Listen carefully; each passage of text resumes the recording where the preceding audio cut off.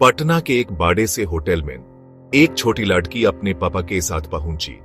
उसकी आंखें चमक रही थी होटल की रोशनी देखकर। वो पहली बार ऐसी जगह आई थी, उनकी छोटी सी दुनिया से बिल्कुल अलग। उसके पापा एक सीधे साधे आदमी बड़े सपने देखते थे।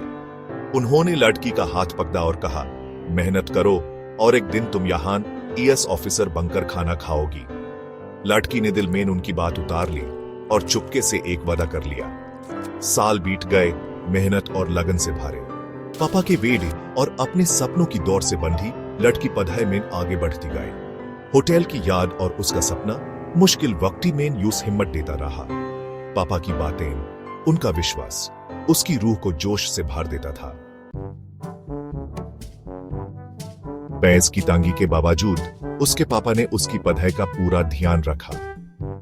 वो दिन रात मेहनत करते, अपनी जरूरतें कम करके उसके लिए किताबें, ट्यूशन और पढ़ने की जगह का इंतजाम करते।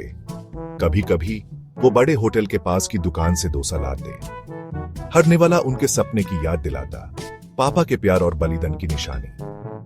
डोसा की खुशबू उनके छोटे से घर में फैल जाती, उम्मीद और सपनों की महक बिखेरती। जब वो डोसा खाती, उसके पापा होटल की कहानियां सुनाते जो उन्होंने दूसरों से सुनी थी। ये कहानियां उसकी कल्पना और हिम्मत को और बढ़ती थी। डोसा, एक सादा सा खाना, उनके सपने का प्रतीक बन गया, उनकी उम्मीद की एक निशानी। साल गुजार गए और वो लड़की अब एक IAS ऑफिसर बन गई। उसने अपना वादा पूरा कर दिया था और वो जानती थी कि उस अपनी खुशी कहां मनानी है उसी बड़े होटल में। होटल में आते ही पुरानी यादें ताजा हो गई। बचपन का आश्चर्य अब खुशी और शुक्रगुजार में बदल गया था। होटल की स्टाफ ने यूस पहचान लिया।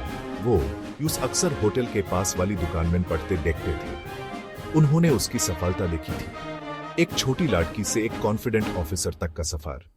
वो उसकी मेहनत और लगन से प्रभावित थे। उन्हें उसकी उपलब्धि पर गर्व था।